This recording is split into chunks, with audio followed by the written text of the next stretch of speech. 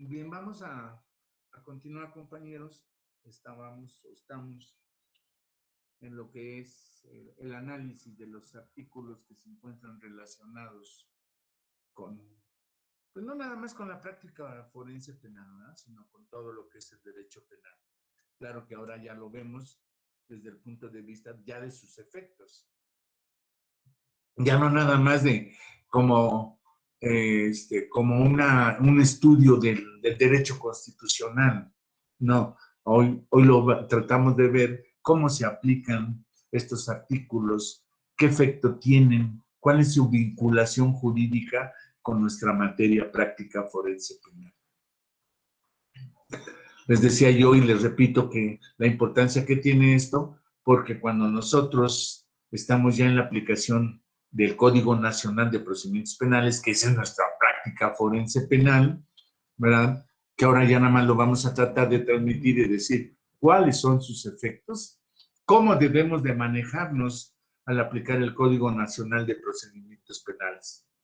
Por supuesto, para poder platicar de cómo debes de comportarte, que esa es la práctica, cómo debes de resolver la problemática jurídica que te pone el juez dentro de una audiencia, pues es necesario que tengamos ese conocimiento, que tengamos qué es lo que estamos tratando de demostrarle al juez. Esos son los puntos torales. ¿Qué le queremos demostrar al juez? ¿En base a qué? ¿En base a qué ley? ¿En base a qué aplicación le queremos decir al juez? Ya sea como Ministerio Público o ya sea como defensa. Pero también como juez, ¿cómo vas a resolver esa situación? ¿Qué herramientas te da la ley para poder conformar todo ese juicio criminal? Claro que ya sabemos si vamos a entrar, por supuesto, a cada etapa del procedimiento penal.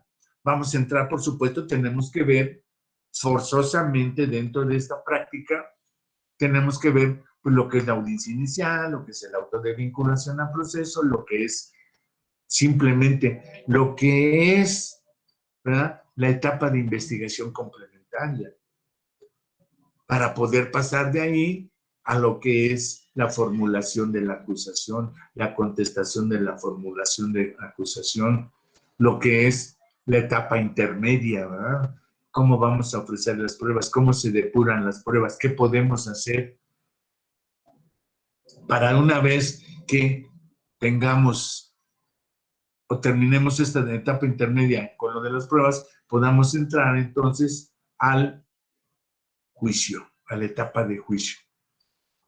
Pero vamos a ver qué vamos a plantear en la etapa de juicio, qué vamos a plantear en el debate inicial, qué es lo que le vamos a decir al juez, en base a qué, qué es lo que le estamos planteando al juez, qué vamos a rebatirle al Ministerio Público, cómo se lo vamos a rebatir, qué argumento jurídico podemos utilizar para demostrar lo que nosotros estamos planteando, ya sea como Ministerio Público o ya sea como defensa.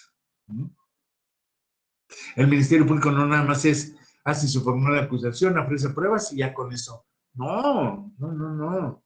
Acuérdense que hoy actualmente, ¿verdad? Las contrapartes, es decir, el Ministerio Público y la defensa, tienen el mismo derecho legal, tienen el mismo derecho procesal, pueden controvertir pruebas, pueden confrontarlas, pueden... O sea, ya no nada más se trata de lo que dice aquel. No, no. El juez, precisamente como mero observador, como director de ese juicio, de ese procedimiento, pues nos tiene que estar diciendo, y además el juez tiene ya otras responsabilidades. Por ejemplo,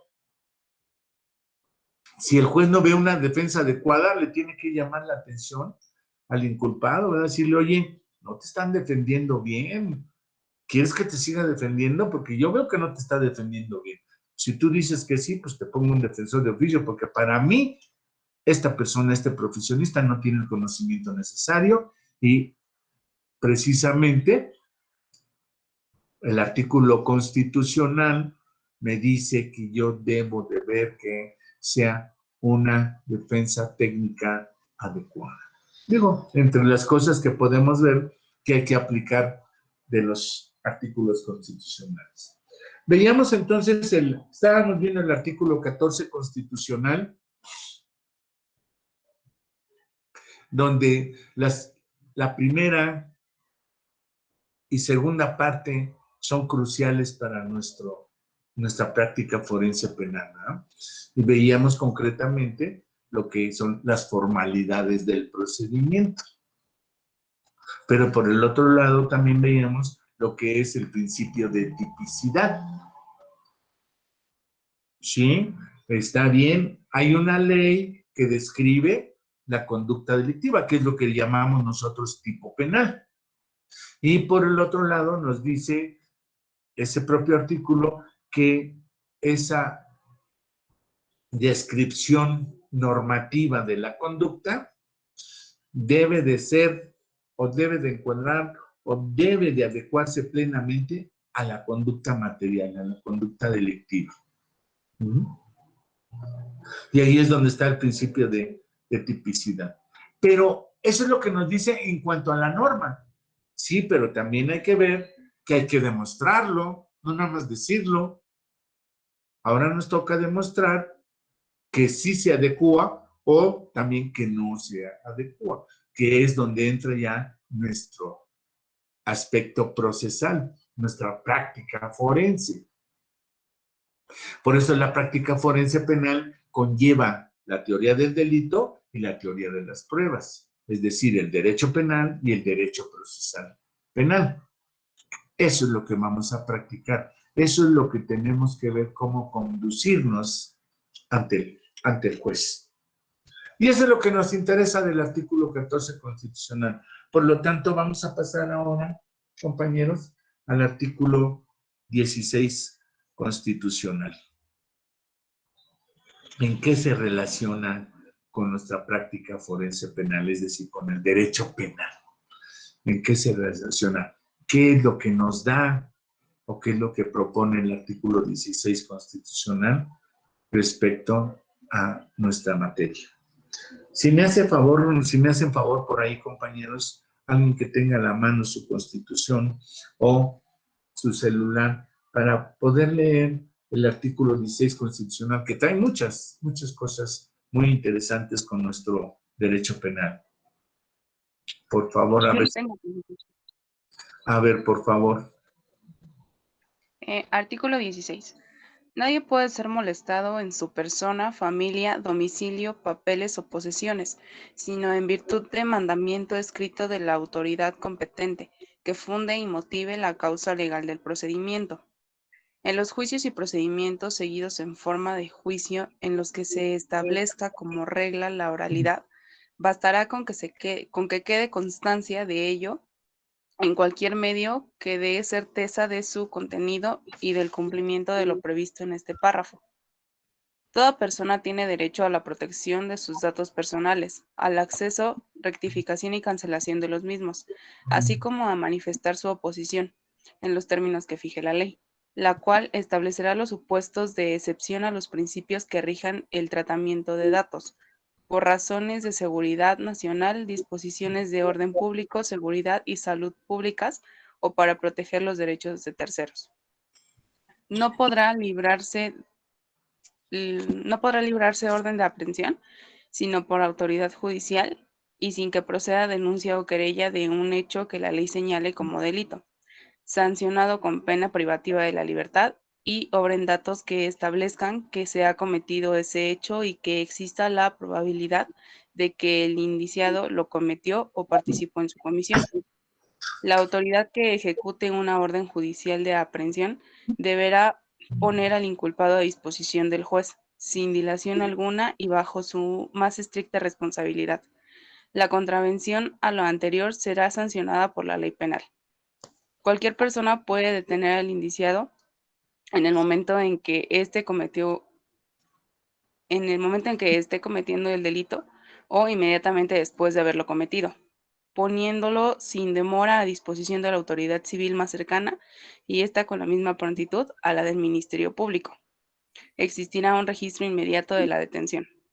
Solo en casos urgentes, cuando se trate de delito grave así calificado por la ley y ante el riesgo fundado de que el indiciado pueda sustraerse a la acción de la justicia, siempre y cuando no se pueda ocurrir ante la autoridad judicial por razón de la hora, lugar o circunstancia, el Ministerio Público podrá, bajo su responsabilidad, ordenar su detención, fundando y expresando los indicios que motiven su proceder.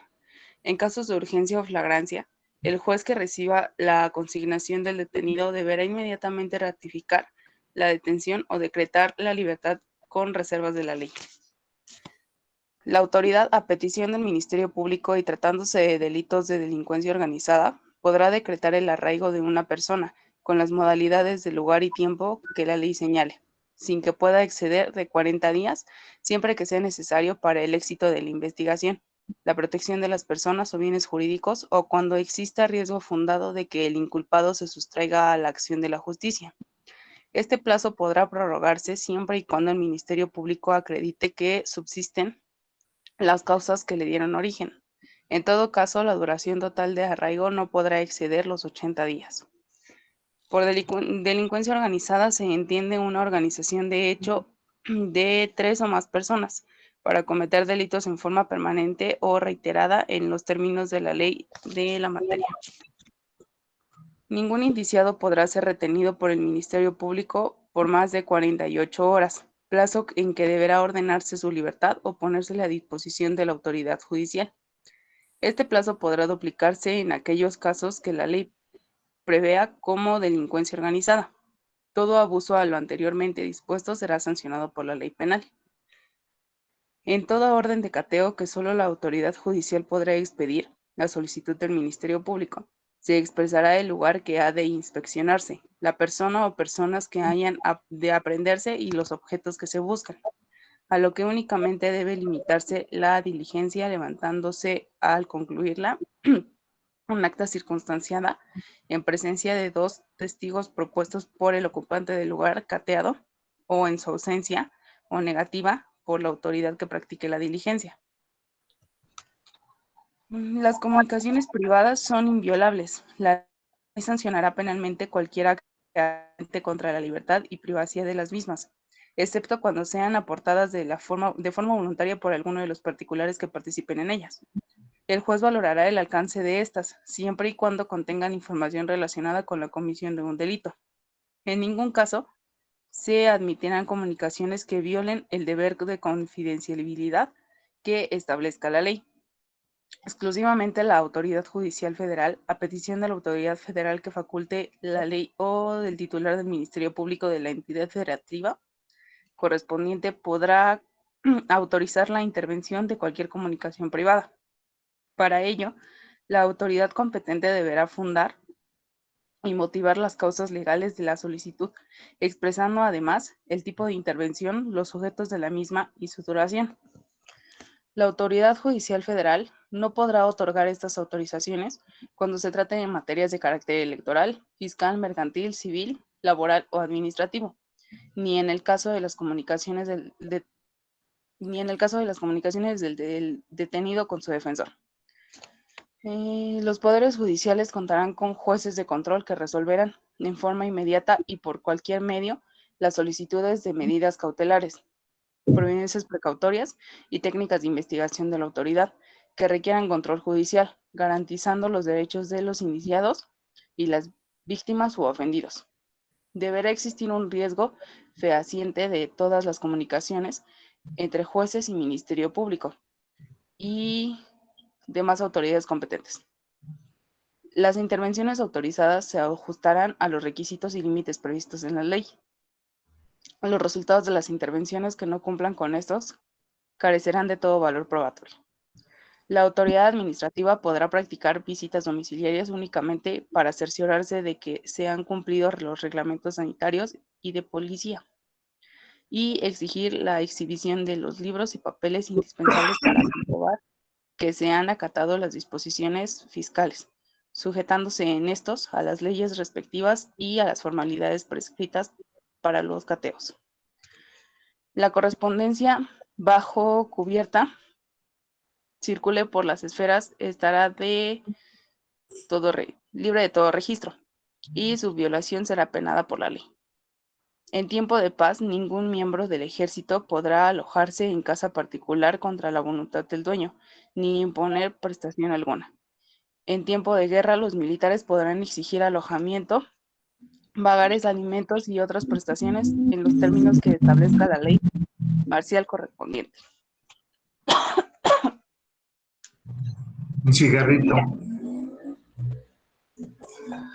Bueno, entonces si ustedes ven este artículo, pues tiene mucho que ver con nuestro derecho penal. ¿Cómo lo vamos a practicar? ¿Cómo vamos a poner en práctica esto que nos dice el artículo 16 constitucional? Entonces, vamos a tratar, yo sé que nos lleva un poquito de tiempo, ¿verdad? Pero prefiero utilizar este tiempo en ir viendo precisamente lo que nos dice este artículo, entendiéndolo en el aspecto penal. ¿Cómo se aplica? ¿Cómo se da en la vida práctica, en la vida real del litigio, del profesional del derecho?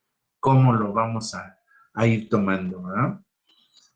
Y si ustedes se fijan, por supuesto, pues de inmediato nos habla el artículo 14 constitucional del derecho de seguridad o garantía humana y garantía constitucional del derecho de seguridad y certeza jurídica. Así como en el 14 veíamos el derecho o la garantía de certeza, la garantía del proceso, ¿sí? Aquí vemos la garantía de seguridad jurídica, es decir, la ley nos debe de dar seguridad. Y por eso dice, nadie puede ser molestado en su persona, familia, domicilio, papeles o posesiones, sino en virtud del mandamiento escrito de la autoridad competente que funde y motive la causa legal del procedimiento. ¿Qué implica esto? ¿Cuándo vemos esto? ¿Dónde vemos cuando nos molesta la autoridad? En materia penal, compañeros, a veces nos llega citatorio del Ministerio Público o de un juez y nos dice que nos debemos de presentar ante el Ministerio Público en el domicilio tal y que debemos de ir acompañados por un abogado. Ahí está. Dice que nadie puede ser molestado en su persona, familia, derechos, papeles o posesiones. Me está afectando. A ver, Ministerio Público, ¿para qué me está citando? Tienes que fundar y motivar ese acto de molestia. Cuando a nosotros nos llega una notificación de cualquier autoridad, claro, nosotros estamos viendo el aspecto penal, pero imagínense que les llegue a ustedes, ¿verdad?, un papel donde diga la Comisión Federal de Electricidad que te tienes que presentar. Pues yo qué tengo que ver con la Comisión Federal, y menos no me dicen ni por qué ni para qué. Es decir, no me fundan ni motivan. Pero eso es materia administrativa. A mí lo que me interesa es la materia penal. Hacienda también te puede citar, cuestión administrativa, ¿verdad? Para que veas, arregles tu situación fiscal. Sí, pero eso es cuestión administrativa. Por eso les digo, o sea, todos los actos de molestia pueden incluirnos en todas las esferas jurídicas de nuestra persona, papeles, documentos, domicilio. Yo hago referencia a mi materia, la materia penal. ¿Cuándo tienes un acto de molestia? Cuando una autoridad te cita, cuando una autoridad te dice que tienes que comparecer ante ella, pero no te dice por qué ni para qué. Ahí es donde se está violando el principio de seguridad jurídica. No me estás fundando y motivando el por qué quieres que yo vaya ante ti. ¿Sí? Y luego todavía me dices que con abogado y no me dices por qué.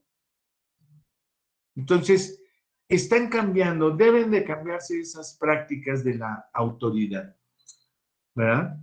Y mucho menos, imagínense si a ustedes les llega un citatorio, una orden de comparecencia de un juez penal, y ustedes dicen, ah, sí, ¿no? Pues, ¿qué hice? ¿Qué fue lo que pasó? Ah, fíjate que el otro día que andabas echando la copa y andabas cotorreando y todo, le pegaste a un carro 2021, lo dañaste y tengo el registro de la cámara y tú no te acuerdas porque andabas echando la copa, pero resulta que te está citando el Ministerio Público. ¿Por qué? Porque el Ministerio Público tiene las bases de la cámara, tiene la denuncia o la querella donde quedó registrado tus placas.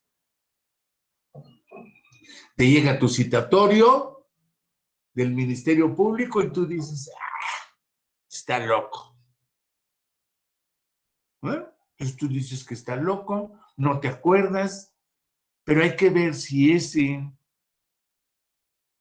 citatorio, ese documento, tiene lo que señala el artículo 16 constitucional.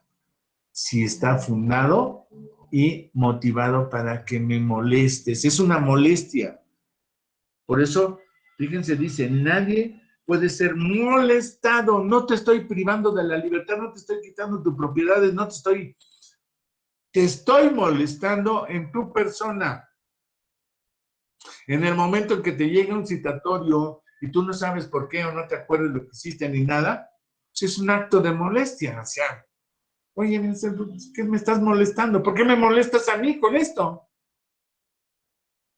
Ah, pero si el Ministerio Público te dice que para que respondas a unos hechos delictivos en el cual se presentó denuncia de fulanito de tal por el delito de daño en propiedad ajena en tal fecha, motivo por el cual se le pide acuda ante esta autoridad acompañado de su abogado. Ah, ya te estoy fundando y motivando. Ya te estoy diciendo por qué es ese acto de molestia. No me haces caso. Perfecto, pues no me haces caso. Yo te estoy citando, yo te estoy dando el derecho de ¿qué? El derecho de que vengas a decirme qué pasó, derecho de ser oído.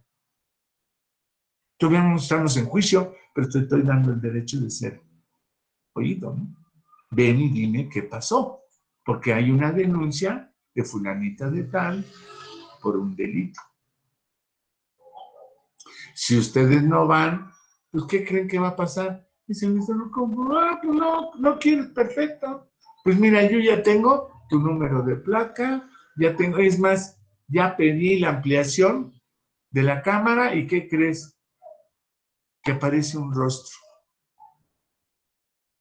Tengo el número de placa, ya tengo a nombre de quién está el vehículo, está a nombre de la persona que iba a manejar. ¿No quieres venir? Ok. Pido audiencia con el juez para efectos de solicitarle al juez que te haga comparecer. Ajá. Para efectos de hacerte formal imputación. Y entonces, lógico, te llega, viene el acto de molestia ahora del juez, donde te dice, fulanito de tal, tienes que presentarte ante esta autoridad judicial a tal fecha, en tal hora, para efectos de que respondas, toda vez que el Ministerio Público señala que tú cometiste un delito en contra de fulano y que tiene la denuncia respectiva. Está el juez fundando y motivando ese acto de molestia. Y en materia penal eso es muy común, compañeros. Es muy común que te llegue un citatorio, ya sea del Ministerio Público o del juez penal, donde te dice que tienes que comparecer. Habría que ver, ¿no? Platicar o ver a la gente que le llegó el citatorio. Oye, ¿por qué te llegó, no?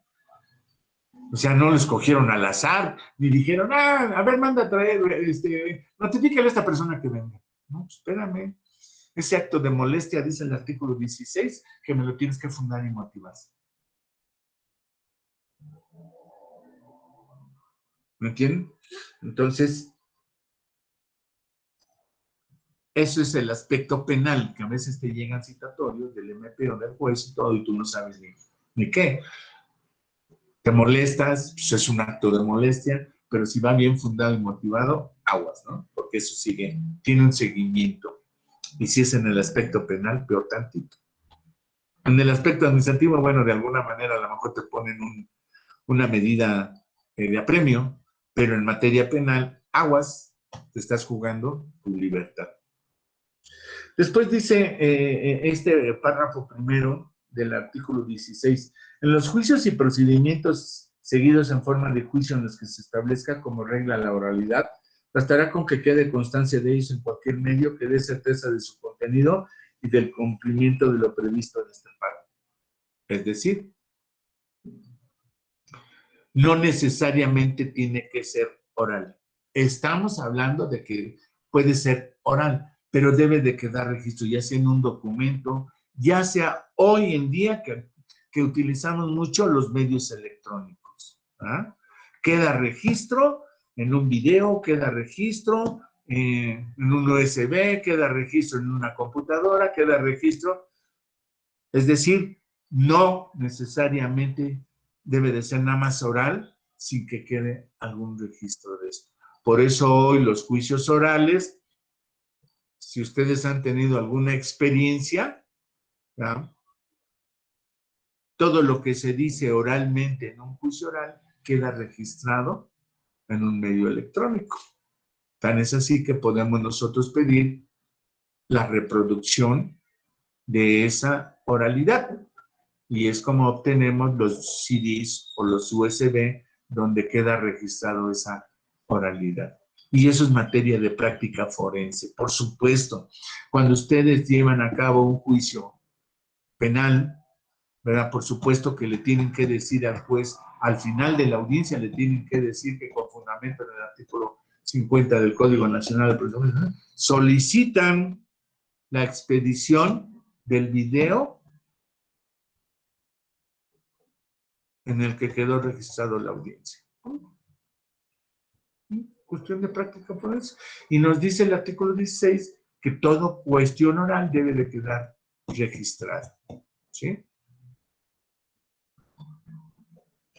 Después dice, en el segundo párrafo, toda persona tiene derecho a la protección de sus datos personales. Por supuesto, cuando un testigo, cuando una persona, aún el inculpado o el perito, cuando está declarando ante el Ministerio Público o va a declarar ante el juez, les preguntan en base a esto precisamente. Esta es la base constitucional de por qué te preguntan, oye, ¿quieres que tus datos sean públicos o que estén reservados? Ya de uno depende, ¿verdad? Decirle al cliente o decirle al testigo, decirle al perito, ¿sabes qué? No hay problema. Ah, pero si es un testigo importante que yo no quiero que sepan dónde vive, le digo al juez o le digo al Ministerio Público que quiero la reserva de datos de la persona. ¿En qué me baso? Artículo 16, párrafo segundo, constitucional, que me da derecho a reservar mis datos de identificación. Claro, los va a tener el MP, los va a tener el juez, pero no los puede hacer saber a las demás partes. Aquí está la base de esas audiencias donde nosotros solicitamos a veces la reserva de personalidad, ya sea del testigo o del perito o de la víctima, del propio abogado. Aquí está la base. Y esto se ve directamente, ¿verdad?, ya en las audiencias que lleva uno a cabo dentro de lo que es la práctica forense, dentro de lo que es ya el procedimiento penal ante el juez. Después dice, párrafo tercero, no podrá librarse orden de aprehensión sino por la autoridad judicial. Requisito formal, ¿verdad? Un requisito de formalidad. Nadie puede girar una orden de aprehensión, sino más que por orden constitucional, como garantía constitucional, solamente un juez judicial. No lo puede, eso de que a veces espantamos o espantan, eso de que les dicen, no, es que el juez civil ya te giró una orden. ¿Una orden de qué? El juez civil no puede girar una orden de aprehensión, ni el familiar. ni el fiscal, nadie puede girar una orden de aprehensión, solamente el juez judicial, y lo dice textualmente el artículo 16 constitucional. Para que no me vengan con que, oye, que el juez te giró una orden. Pues no sé, es juez penal, no, el civil, bueno, pues a lo mejor es una orden de molestia, un acto de molestia, ¿verdad? Presentes y todo. Sí, pero no es una orden de aprehensión. Pero fíjense cómo aquí le dice al juez, la propia Constitución le dice al juez cuáles son los requisitos mínimos que debe de tener el mandato de una orden de aprehensión. Y le dice, y sin que preceda lo que veíamos precisamente, otra vez, formalidades esenciales del procedimiento, sin que proceda denuncia o querella. Cuestión formal esencial. Si no hay denuncia o querella, no puede hacer nada. Y después dice, de un hecho que la ley señale como delito. ¿Dónde escuchamos eso? ¿Qué principio se aplica ahí, compañeros? Despierten, despierten. ¿Qué principio se aplica ahí? Que ya vimos en el artículo 14 constitucional. ¿Tipicidad? ¿Mandé? ¿El de tipicidad? Claro, el principio de tipicidad. Aquí nos vuelve a hablar el artículo 16 de ese principio de tipicidad. De un hecho, y nos dice bien concreto, ¿verdad? De un hecho que la ley señale como delito. Principio de tipicidad, garantía constitucional del procedimiento. Si es una conducta y esta no es típica, no puedes girar una orden de aprehensión. Si no hay una querella o denuncia, no me puedes girar una orden de aprehensión. Y después dice, sancionada con pena privativa de libertad. Es decir, si es un delito, un hecho delictivo que no tiene pena privativa de libertad, no se puede girar orden de aprehensión. Acuérdense que hay delitos, compañeros, hay delitos que no ameritan pena privativa de libertad. Pueden ameritar una causa de seguridad, una medida de seguridad, pero no una pena privativa de libertad. Hay delitos en los cuales no necesariamente se determina una pena de prisión. Puede ser nada más un delito en el cual se te prive de ciertos derechos. Entonces, por ejemplo, el que se te retire tu licencia de conducir porque cometiste un delito, pero no amerita pena privativa de libertad. Por lo tanto, nada más se te va a sancionar con retirarte tus derechos políticos o tus derechos administrativos, como es el caso de las licencias de conducir, o tus derechos de construcción, o tus derechos, o sea, no necesariamente tiene que ser una pena privativa. Pero para efectos de orden de aprehensión, es muy clara la Constitución que dice que debe de ser un delito que amerite pena privativa de libertad. Después dice, y obren datos que establezcan que se ha cometido ese hecho. ¿Cuáles son esos datos, compañeros? Si ustedes se fijan, en todo procedimiento penal, en todo conocimiento de un hecho que tiene el Ministerio Público, mínimo debe de tener 5 requisitos, mínimo, que son a los que se refiere el artículo 16 constitucional. Primero, fíjense, y esto es para procesal penal, práctica forense penal y para todo. Primero, debe de haber una denuncia o querella. Y en la denuncia, la persona debe de dar los datos mínimos para ubicar tiempo, lugar y circunstancias del hecho. Tiempo, lugar y circunstancias. Tiempo, ¿a qué horas? lugar, ¿dónde? Circunstancias, ¿cómo? ¿Cómo fue? ¿Dónde fue? ¿A qué horas fue? Vean ustedes, requisitos mínimos de cualquier procedimiento penal. Si tú no me ubicas, si el Ministerio Público o el juez no ubican tiempo, lugar y circunstancias, es un juicio ganado.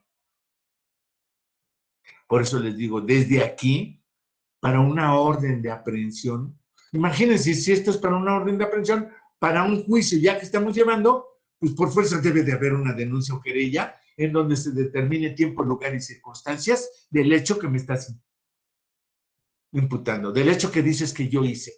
Dime dónde, dime cuándo, a qué horas, cómo, qué son las famosas reglas de oro del derecho procesal penal o de la práctica forense. ¿Dónde, cómo, cuándo y cómo? ¿No? Esas son las reglitas de la demostración de los hechos. Tiempo, lugar y circunstancias. No se les olvide, compañeros. Y por eso nos dice que obren datos que establezcan que se ha cometido ese hecho. Segundo acto, hechos que acrediten que se ha cometido ese delito. Actos, hechos. Denuncia o querella. Después, ¿cuál es el segundo acto que tiene que hacer el Ministerio Público forzosamente en la denuncia y la querella? Testigos. ¿Cómo me vas a acreditar el hecho que me estás diciendo? Dame testigos. Segundo requisito para acreditar un hecho. Tercer requisito, sine qua non, pues, primario, la intervención a peritos. Yo, Ministerio Público, pues sí, yo tengo el conocimiento jurídico, pero si tú me dices que vienes a denunciar que lesionaron a fulanito y que ahí quedó sangre, pues yo no sé si es sangre o no. Tú estás diciendo que es sangre. Yo también veo como que, pues es un líquido rojo, pero yo, Ministerio Público, ¿puedo aseverar, puedo certificar, puedo tener certeza de que es sangre? No. Mejor es Katsum. Entonces, ¿qué tengo que hacer? Darle intervención a peritos. Tercer requisito para comprobar un hecho. Cuarto requisito para comprobar un hecho. Darle intervención a la Policía Ministerial de Investigación. A ver, Policía Ministerial, ven para acá. Ubica a este cuate. Mira, aquí está su identificación, aquí está su nombre y aquí está su foto. Chécame dónde vive, cómo vive, a qué se dedica, qué hace, cuáles son sus antecedentes, cómo vive. Pues, no sé si yo voy a acusar a alguien, como Ministerio Público, pues mínimo debo de saber todos sus antecedentes. Y para eso tengo a mi Policía Ministerial de Investigación. ¿Ok? Entonces ya tenemos 4 requisitos forzosos primarios para cualquier investigación. Y por último, un quinto requisito forzoso, la inspección. La inspección de personas, la inspección de ropa, la inspección de objetos, la inspección de la casa, la inspección de la calle, la inspección de... Tenemos que acreditar tiempo, lugar y circunstancias. Entonces, esos son los 5 requisitos, compañeros, que nos dicen, oye, yo voy a girar una orden de aprehensión, voy a hacer un acto de molestia en contra de una persona. Dame los requisitos necesarios para considerar que se cometió un hecho delictivo, que hay un principio de tipicidad. Pero falta el otro aspecto, que aquí mismo nos lo dice, y que exista la probabilidad. Fíjense cómo una cosa es acreditar el hecho. Ahí está el muertito, ahí está la lesión. ahí está el muertito, ahí está la lesión. Sí, ahí está. Pero ahora acredítame que fue fulanito de tal quien lo hizo. Por eso nos dice aquí, y que exista la probabilidad de que el indiciado lo cometió o participó. Acuérdense que hay dos formas de actuar en el delito, como autor material o como partícipe. Pero además, aquí falta, fíjense, ya tenemos dentro de los requisitos que estamos hablando, ya tenemos el tiempo, lugar y circunstancias, qué, cómo, cuándo, dónde. Pero nos falta, aparte del qué, cómo, cuándo, dónde, nos falta quién. Y eso es a lo que se refiere con la probabilidad de que el indiciado lo cometió. ¿Quién? ¿Con qué datos me vas a acreditar que fue fulanito el que probablemente cometió el delito? De ahí se componen los dos elementos esenciales de la investigación del delito. El cómo, cuándo, dónde, tiempo, lugar y circunstancias, y la segunda fase, quién. Así es como podemos nosotros determinar el solicitar una orden de aprehensión a un juez judicial. Pero también como defensores tenemos que ver que se cumplan mínimo con estos requisitos. ¿Cuáles son? Que haya una denuncia, querella, que se haya dado intervención a policía, que se haya dado intervención a peritos, que haya testigos, que haya una inspección, que es lo mínimo para acreditar el tiempo, lugar y circunstancias y el quién. Entonces, si ustedes se fijan, tiene mucho que ver. Hay una vinculación tremenda, hay una vinculación inexcusable de los artículos constitucionales con nuestra práctica forense penal. Debemos de tener esta visión constitucional, porque esto es lo que ordena la Constitución. Esto es lo que, si no se cumple esto, estamos en materia de ¿qué? ¿Qué hacemos si no se cumple lo que dice la Constitución? ¿Qué hacemos, abogados? Amparo. Claro, ¿verdad?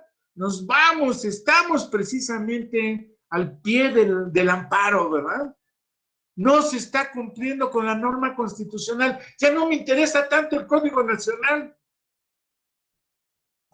Me está afectando un derecho subjetivo constitucional, un derecho de seguridad jurídica, una garantía que traducida hoy en el artículo 1 constitucional también es materia de derechos humanos.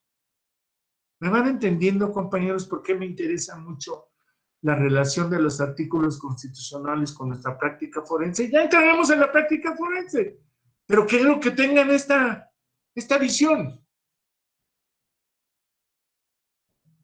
Esta visión que a veces no se regala, compañeros. Se aprende en el despacho, en el tribunal, en el Ministerio Público y en la escuela, la universidad. Pues para eso vamos a la universidad, para prepararnos profesionalmente. Ese es lo que debemos de tomar en cuenta. Esto es lo que nos estamos preparando aquí en la universidad. Para eso es nuestra materia de práctica forense, para tener esa visión constitucional y después de las leyes que reglamentan esta Constitución en el aspecto profesional, ¿verdad? Ser profesionales en ese sentido. Tener el conocimiento, ¿verdad? Claro, yo se los transmito oralmente. ¿Para qué? Para que ustedes vayan entendiendo la práctica forense. Es decir, están adquiriendo una experiencia de transmisión de conocimiento. El día que vayan a una agencia, el día que vayan a un juzgado, el día que vayan a una audiencia, el día que tengan que meter un amparo, el día que tengan que meter una apelación, a esa va a ser ya su experiencia, en base a la experiencia académica, en base a la experiencia del conocimiento. Por eso para mí es importante esto, compañeros. Espero que se vaya entendiendo cuál es el objetivo de esto para después entrar a la práctica forense directa, pero que tengan una visión general de lo que estamos hablando de acuerdo a la Constitución. Si hay alguna duda, comentario, chisme, tenemos 2 minutos. ¿Algún comentario, compañeros? ¿Duda? ¿Pregunta? Profesor, con lo respecto a ayer veíamos que el acuerdo de retención, bueno, tenía la duda de si solamente se hace cuando es una detención por flagrancia. Sí, nada más. Bueno, también puede ser, no nada más en flagrancia, puede ser también en un caso urgente. Porque el caso urgente es cuando, por ejemplo, una persona no sabe que está acusada o sabe que está acusada, pero dice, ya no aguanto, yo voy a ir al Ministerio Público, yo voy a decir que yo vi esto. Fíjense, él es encubridor. Y va y se presenta al Ministerio Público y dice al Ministerio Público, ¡ay, qué bueno! Porque fíjate que no encontraba testigos, no encontraba otros elementos. ¡Qué bueno que vienes! Quedas en este momento, ojo, ahí es donde viene la retención. Quedas en este momento retenida, no detenida. El Ministerio Público no puede detener, puede retener, fundando y motivando esa retención. Entonces, sí se puede presentar la retención, no nada más en flagrancia, sino también en cuestión de caso urgente. Que después les platicaré un caso que a mí me tocó de homicidio, donde el sujeto, todavía que yo le dije, no te preocupes, te vamos a parar, vamos a hacer esto, mira, cámbiate de domicilio, no, va y se presenta ante el Ministerio Público. ¿Por qué? Porque ya no aguantaba. Su arrepentimiento, su conciencia ya no lo dejaba. Increíble, pero se da. Y se presenta ante el Ministerio Público, habiendo intervenido en un homicidio. Lógico. El MP dice, ay, que todo, caso urgente. Hay una averiguación, te estoy buscando y tú te presentas al MP. Te puedo retener. En fin, así es como se van presentando las cosas en la práctica forense. ¿Alguna otra duda, comentario, compañeros? ¿No? Bueno, entonces que tengan un excelente día. Nos vemos el día de mañana. Que estén bien. Gracias, profesor. Bueno. Gracias, profesor. Gracias, profe. Hasta luego.